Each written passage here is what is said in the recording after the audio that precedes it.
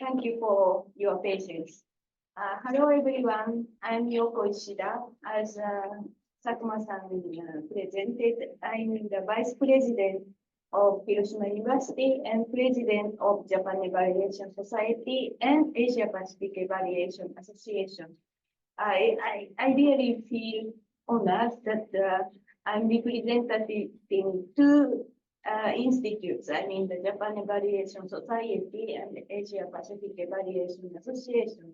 And then my presentation is, but still not mainly about the Japan's efforts, not about the Japan Evaluation Society or the Asia Pacific Evaluation Association.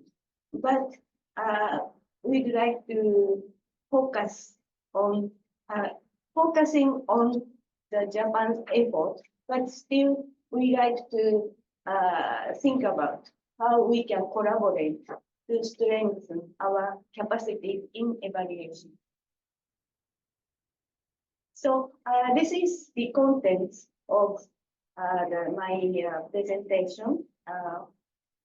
First, I'm going to give you some overview, and then the second one is very brief introduction about partner country-led evaluation by Ministry of Foreign Affairs, Japan, MOFA. And then the knowledge co-creation program by JICA. Although this was already explained by Mr. Sakamoto yesterday, but today, after my presentation, there are one case presentations. So that's why let me repeat again. And what is KCCP, Knowledge Co-Creation Program by JICA in the beginning. And number 4 is just I mentioned in the beginning. I'd like to think about or discuss with you about how we can collaborate the Ministry of Foreign Affairs, JICA, and Japan Evaluation Society, and Asia Pacific Evaluation Association. So this is the overview of Japan's ODA, in especially the human resources development or capacity development in the developing countries in M&A. So JICA actively support, or Ministry of Foreign Affairs actively support the development of systems for the implementation of the SDGs, especially of course, focusing on the capacity development in M1Z, but by doing this, the Japanese government wants to strengthen or wants to contribute to the achievement of some of the SDG targets, like goal 17.9 or 17.18 or 17.19. So they are related to the capacity development in developing countries, or improvement of data collection and statistical capacity. So not only M&A, some other activities are also included, but through strengthening M&A in developing countries, we can contribute to the directly contributing to the goal 17, but at the same time, it will contribute to the all of the SDGs. I mean all of the SDG goals. Sorry. So, for example, as I mentioned in the context part already, so the first one is the support to strengthen the government monitoring and evaluation system in Nepal. This was done before. So this is some of the examples. Another example is support to national target and indicator setting, action plans, and the establishment of monitoring and evaluation mechanisms in Indonesia. This was also done by JICA as a technical cooperation in the past, right? And support to the African Regional SDG Center in formulating action plans So this is also one of the capacity development related to monitoring and evaluation and SDGs conducted by Japanese government and human resources development in monitoring and evaluation in Asia and the Pacific countries. This is done by the ministry and also JICA. So these are some other examples related to SDG achievement or capacity development in monitoring and evaluation.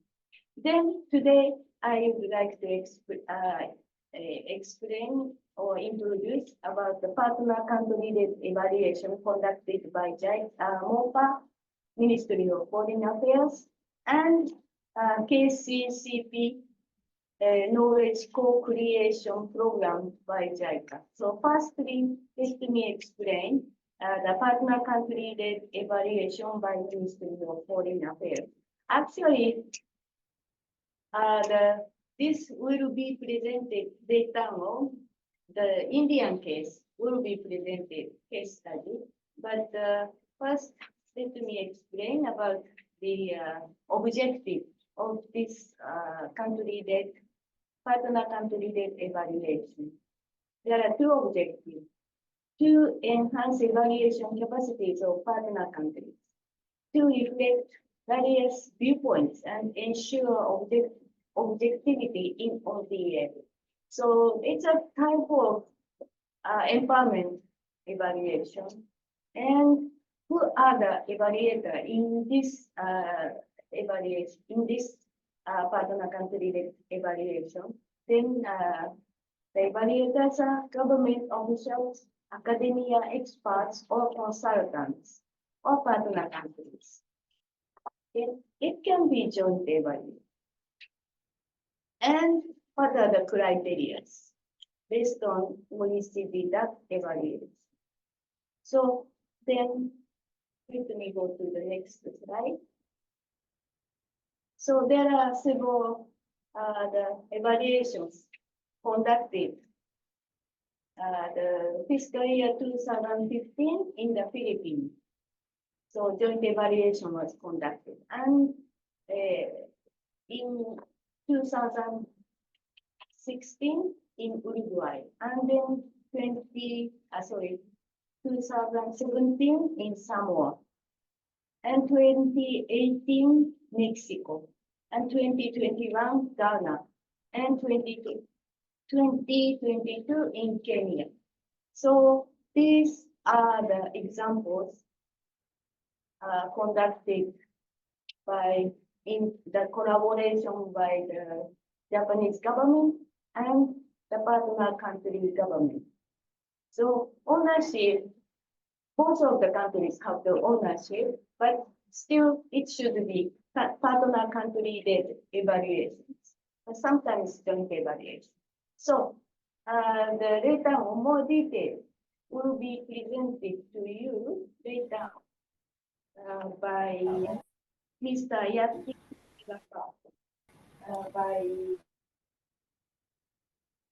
okay. So next one is JICA Knowledge Co-Creation Program, KCCP, like JICA program. So it was, as mentioned before, this was presented by Mr. Sakamoto yesterday. So, but let me explain about KCCP again. So this is conducted for a foundation building of mutual learning process. And also it features training in Japan as technical cooperation. They use online training, but at the same time, there is a training in Japan. You remember Mr. Sakamoto explained to you yesterday. And sharing the knowledge the Japanese society has accumulated, right? Because it is the training in Japan included. So far, about the 10,000 participants per year covered. So the outline of KCCP Mr. Sakamoto already explained, so I will not repeat very detailed points, but the program aims to enhance the participants' knowledge on the project evaluation methodologies and the evaluation capacity. So the program is designed for middle management executives in mainly the partner country government in policy making or evaluation operation. So this one from Thailand, right? Miss Dr. Onramo. Dr. Onramo will deliver the presentation soon after my presentation. You will see more details. What kind of activities are presented will be explained or introduced to you. That's about JICA KCCP. So those are the main capacity development activities, although there are some other technical cooperation conducted by JICA and the Ministry of Foreign Affairs for strengthening the capacity or human resources in monitoring evaluation. But here I like to show you the historical background of monitoring and evaluation in Japan. So we go from the bottom.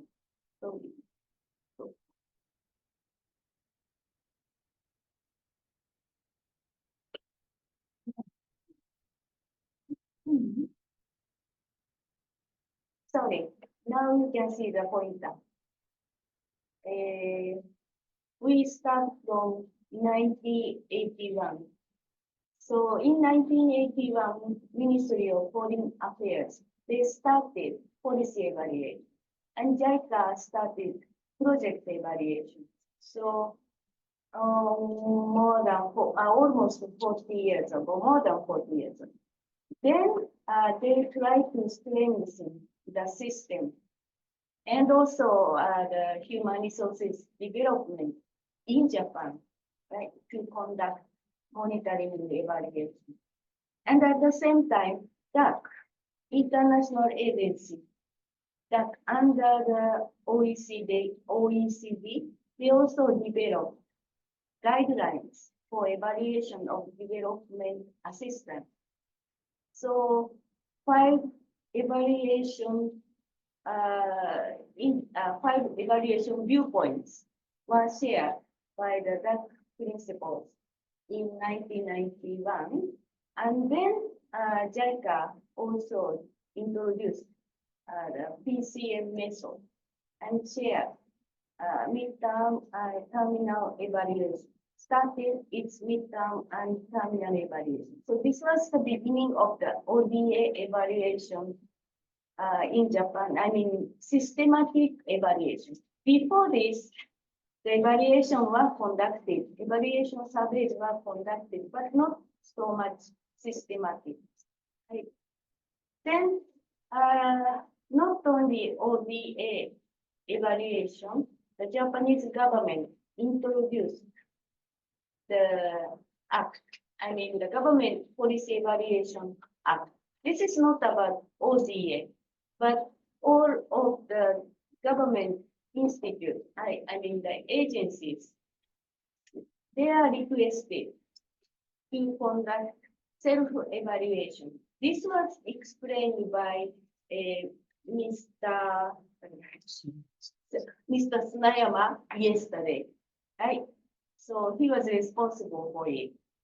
So since 2001, it has been a must for all the central government agencies to conduct self-evaluation about their policy implementation.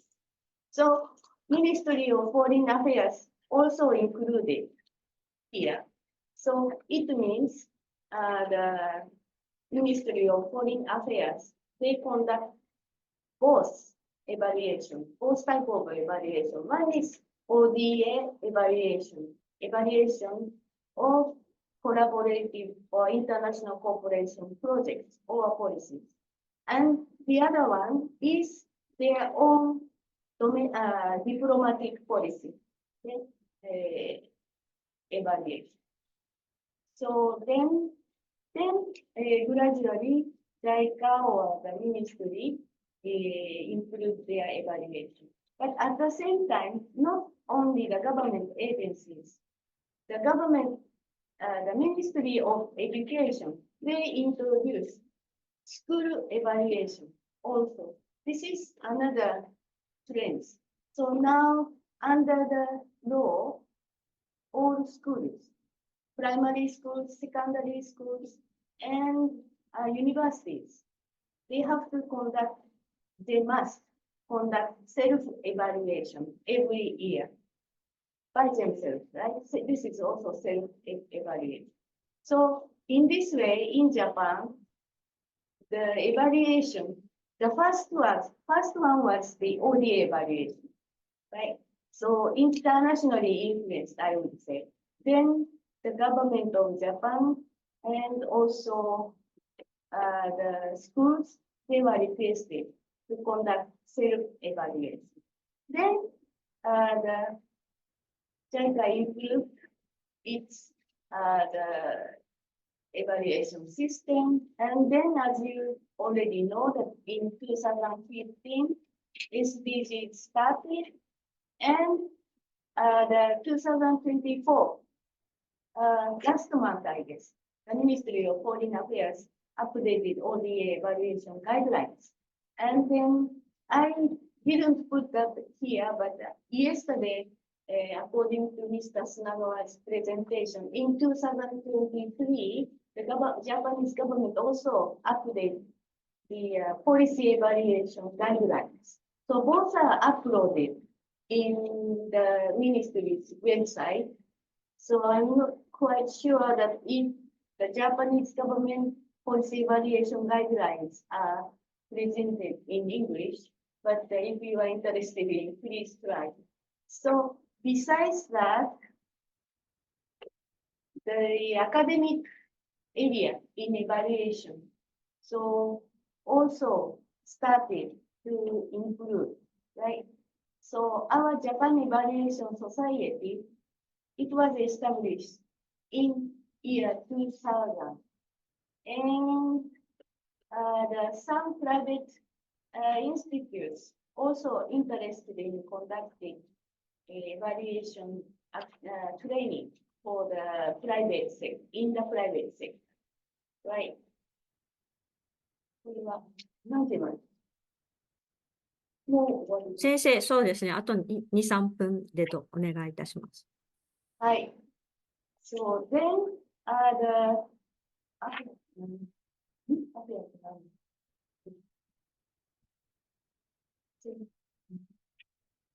sorry, APEA was established in 2012. Sorry, I will check it, right? So, Randika-san, you know when APEA established?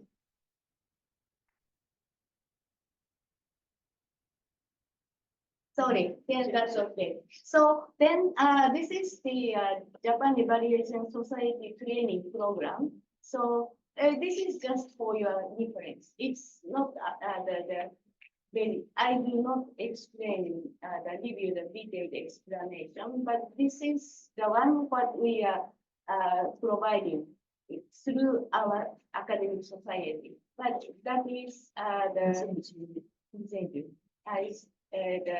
There are 6 units, and then if you are interested in, but sorry, it's only provided in Japanese. So, but still, it's very popular program.